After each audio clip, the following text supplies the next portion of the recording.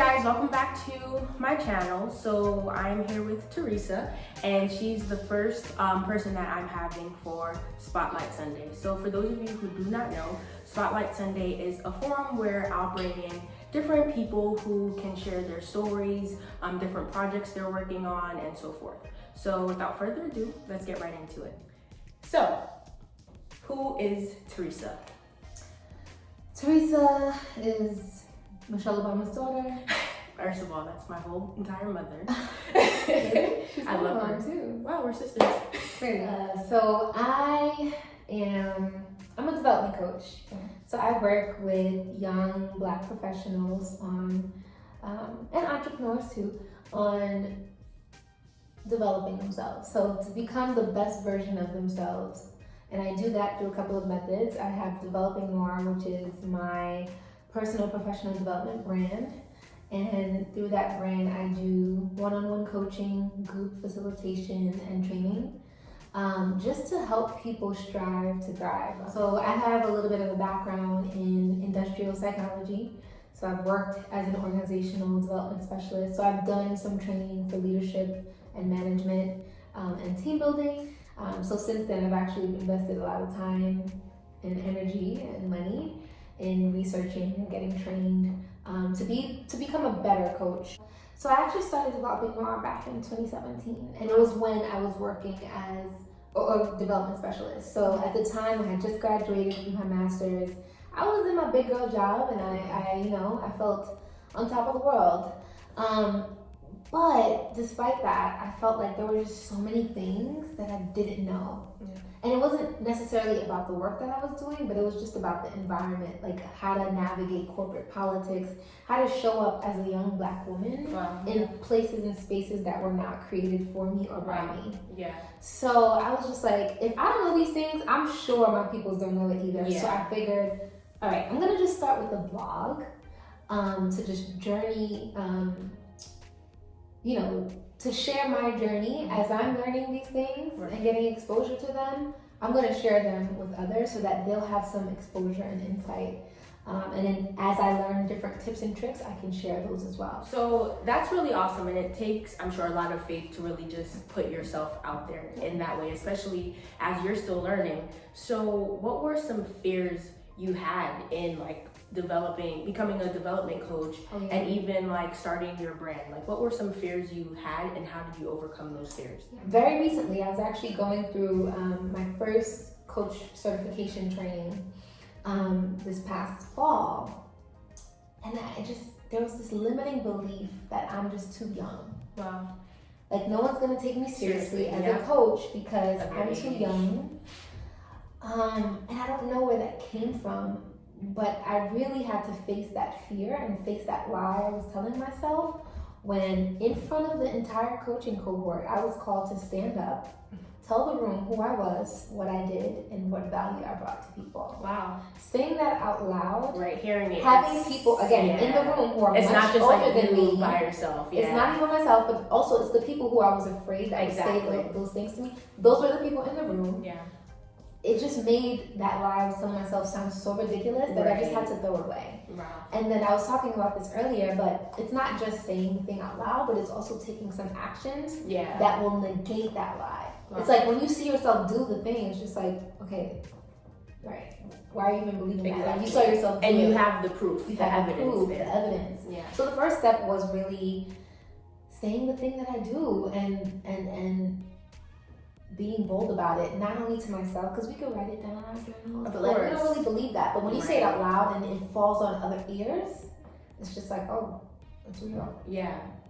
So earlier you mentioned that you came across some major life changes. Would you like to share a little bit about that? Yeah, I talk about this a lot, so it's really not a biggie for me, but soon after starting Developingnoire, I was like I said, I really felt like I was on top of the world. I had my big girl job, I had my master's degree, I was living my best life. And then I ended up losing that job. So it was a grant role and that expired pretty quickly, or quicker than I would have expected. Yeah.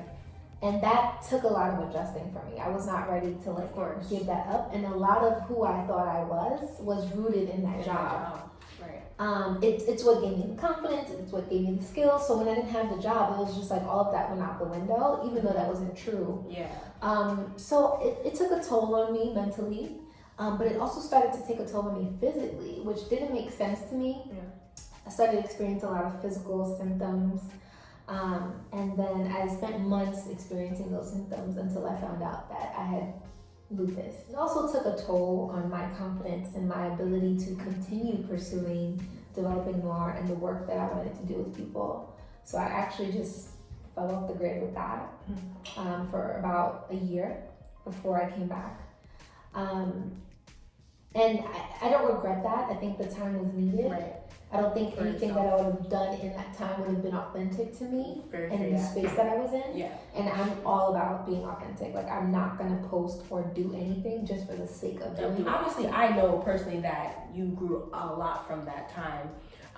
But how did you get to where you are now? Because I know you still have tough days, and I know that there are still different, symptoms, and it can be very emotionally taxing. So what were some tools like that you used to really overcome the emotional aspect of being diagnosed with lupus?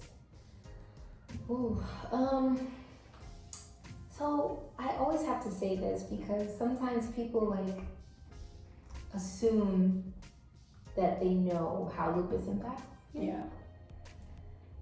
And I don't even know how lupus has impacted me. No. Because while dealing with lupus, I was dealing with so many other things in my life as well. So it's like, is this the lupus? Right. Is this the loss of the job? Right. Is this the not being able to find a new job that's, that I feel aligned with? Is it struggling financially? Is it friendships that are crumbling? Right. What actually is it? And I personally never really wanted to give lupus more credit than it deserves because I already know what it's taken from me. Right. So to be honest with you, yes, I have grown so much, but I don't think it's just having lupus that has allowed me to grow so much. Yeah. I think it's having lupus while, dealing with life that caused me to grow. I've had some really low points within the last 2 years. I'm still battling low points right now as we speak. And I know that I show up differently, and that's because one, I had to get really, really low. I had to hit rock bottom before being able to see or have hope or have faith in a better day and allow that hope and faith to drive me to get up and do the thing. What were some lifestyle changes that you had to, implement when you were diagnosed? So even before I was diagnosed, actually, I noticed that my symptoms would get worse with certain things that I ate. Okay. Or certain things that I did. When I was really, really flaring, really, really sick, I couldn't really eat anything because every morning I'd wake up and be in so much pain, have so much swelling. Extraneous activities, it's a hold up for that. Then I'll be sore. So I took it upon myself after doing some research, also talking to some other lupus patients, to cut out certain things out of my diet. I know that dairy is a huge inflammatory agent. Okay. Whether you have lupus or not, a lot of the illnesses that we have come from inflammation in one form or another, and dairy is a huge one for that. Yeah. So I cut out dairy, and then I noticed every time I eat pasta or pizza, it's still an issue, and I'm just okay, maybe gluten, cutting that out. And I tried to do a plant-based diet for some time. It was very, very challenging, mentally challenging, of course. but it actually helped a lot. I realized that when I cut out some of those foods, some of the inflammation and the swelling reduced in the mornings. One of the biggest lifestyle changes that I talk about, but I don't know if people really grasp the severity of it, is really stress management. Yeah. Having lupus showed me in real time, in real life, that the things that happen or the things that take a toll on you mentally literally has physical implications. Yeah. I got into stressful conversations with family and friends. I would feel it. Wow. The next literally day. feel it. Feel it. Wow. So I used to say that was not and stress is not an option. It's not like something, like it's not like some wellness self-care quote. It's actually part of my treatment plan. Wow. With someone with lupus. Like I have to manage stress. I have to be super aware of the things that are taking a toll on me mentally and physically as well, to make sure that I'm managing those things, because that can lead to me flaring up. And when you put it into perspective, like, okay, do I want to engage in this stressful behavior or thinking, or do I want to live? Right. And when you have that ultimatum, it's much easier to make that choice and cut out that stressor for whatever it is. Right. And I think what you said is so important, because as long as we're living, there will be some form of stress. Yes, like we can't just like eliminate stress. We'll have stressful situations, circumstances, but like you said, it's how you manage it. What is one piece of advice or encouragement that you would give to anyone who is watching this? We spoke about a lot of different things, but specifically on my channel, I talk about fear and living fearlessly, living boldly, no matter the circumstances that you face. So what, I guess, words of encouragement would you give to someone who may be watching this video that is in a very fearful place? As I'm a coach, the first thing that I would try to do is figure out, what is that fear? No, what is really that fear? And where is it coming from? Where is it really coming from?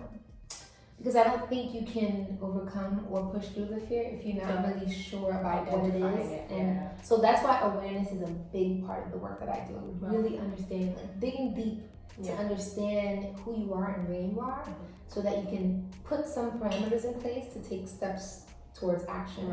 Take action even while scared, even while your knees are buckling, even while your voice is cracking, because it's through the action, like I said earlier, that you start to negate that fear. So I encourage people to really dig deep to understand where those fears are coming from. Sometimes those voices are not our own, sometimes they are. And you have to know where those voices are coming from, what they're saying, and figure out, okay, what do I need to do to cancel whatever is being said to me that is not helping me get to where I want to be. And sometimes you can't really identify that on your own. You might need a third party, another person, to see those things that you're not seeing, and to hear what you're not saying, to kind of help you figure out where is that coming from. Awesome. Well, thank you so much for coming and allowing me to interview you and share a lot of your story. So before you go, would you like to just let people know your Instagram or your social media, where they'll be able to follow you or find more information about your coaching sessions? So you can visit my website, developingnoire.com, but you can also follow me on Facebook, Instagram, Twitter, and LinkedIn, all at Developing Noire. I'm pretty responsive, so feel free to reach out with any questions that you might have. I also take calls, which you can schedule on my website if you want to talk more. All right, awesome. Thank you guys for watching, and remember to live fearlessly. Yay.